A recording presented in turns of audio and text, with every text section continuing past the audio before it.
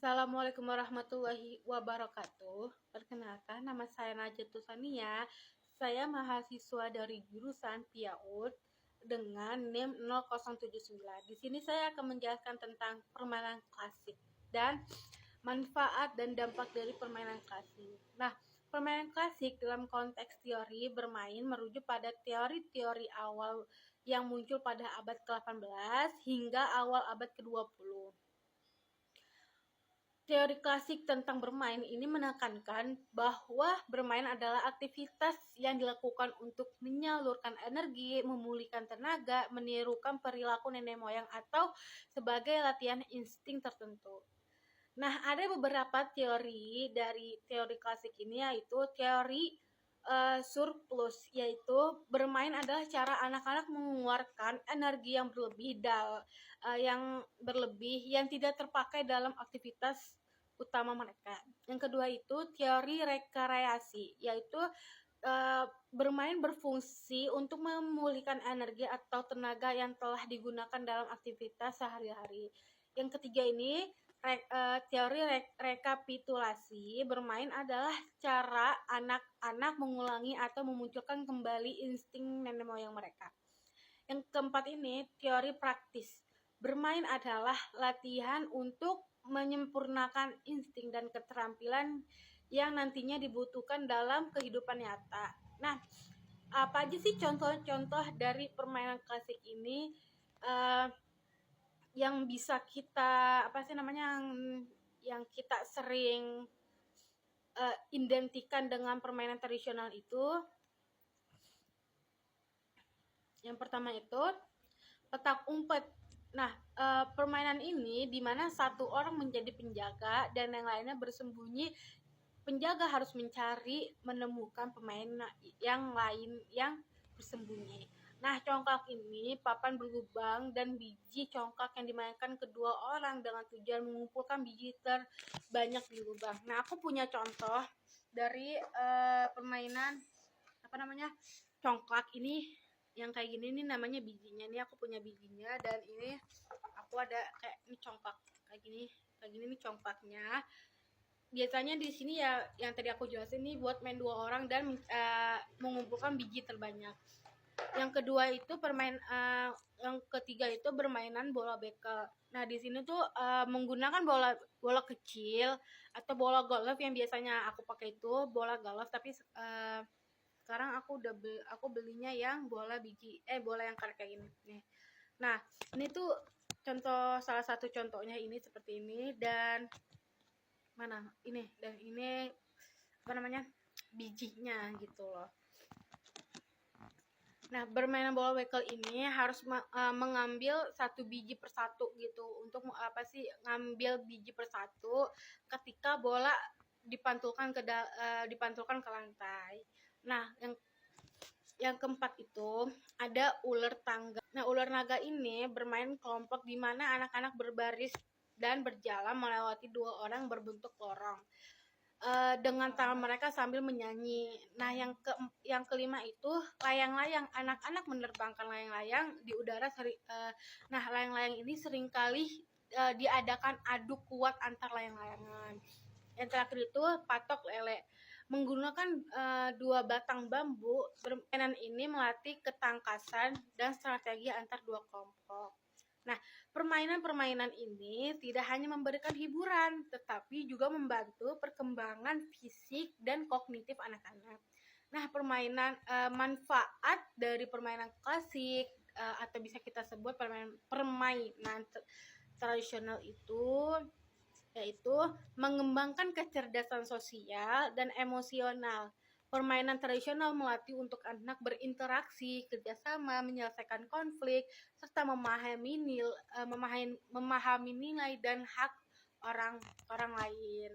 Ini membantu perkembangan sosial dan emosional anak lebih baik dibandingkan permainan modern yang cenderung individualis. Yang kedua itu meningkatkan kreativitas dan imajinasi.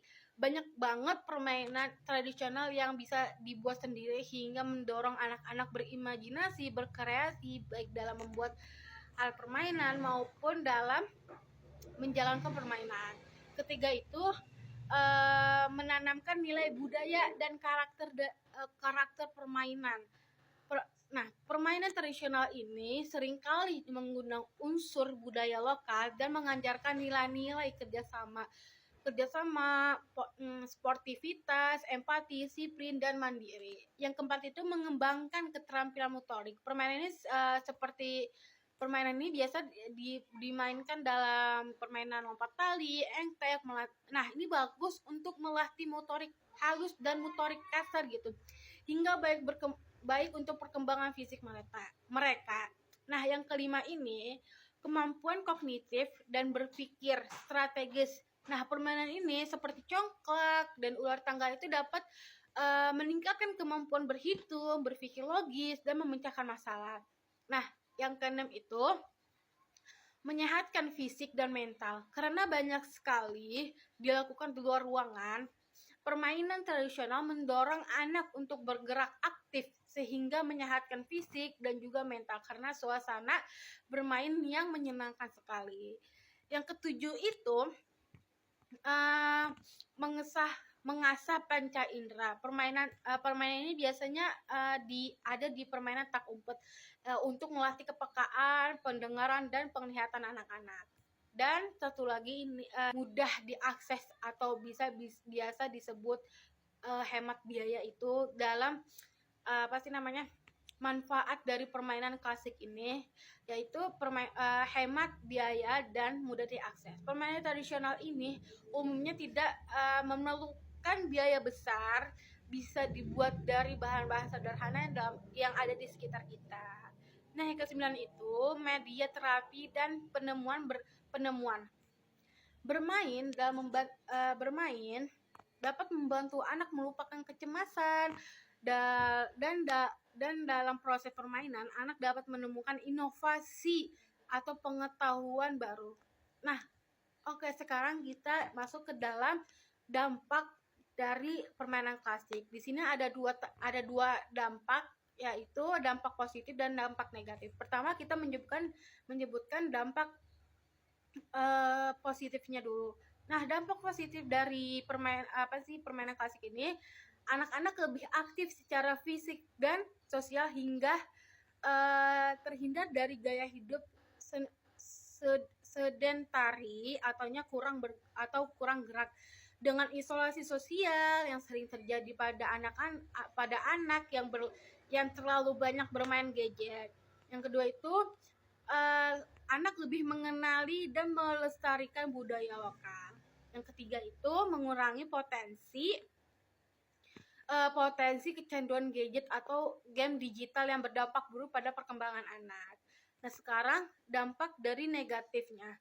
Jika dilakukan tanpa pengawasan orang tua, anak bisa saja lupa waktu, tempat, hingga mengganggu aktivitas lain seperti belajar atau istirahatnya. Di sini banyak banget anak-anak kurang pengawasan orang tua itu ketika bermain dia jadi lupa dengan waktu, tempat gitu. Contohnya itu misalnya kita main terlalu larut malam. Ketika terlalu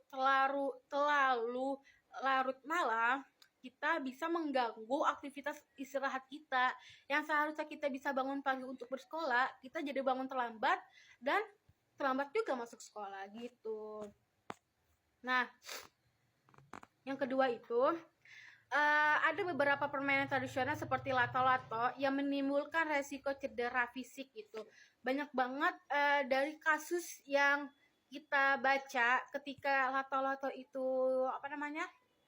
viral gitu. Banyak banget yang kasus dari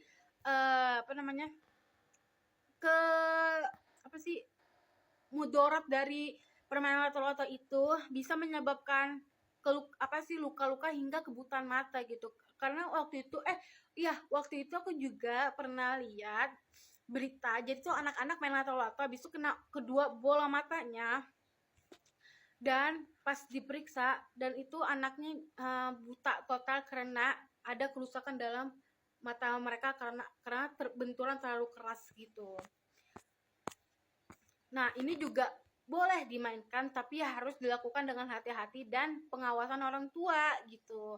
Nah, yang ketiga ini kurangnya pengenalan permainan tradisional di era digital membuat anak-anak lebih tertarik pada mainan modern hingga nilai-nilai budaya lokal berpotensi hilang gitu.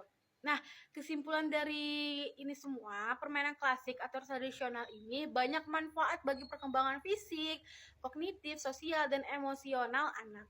Namun perlu juga pengawasan dampak negatif seperti apa?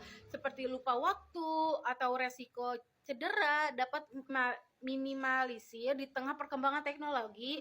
Pelestarian permainan tradisional penting agar nilai-nilai budaya dan manfaat positif tetap terjaga pada generasi muda. Terima kasih dari penjelasan saya. Mohon maaf ketika saya ada berbicara belibet atau kurangnya pemahaman karena saya masih belajar. Wassalamualaikum warahmatullahi wabarakatuh.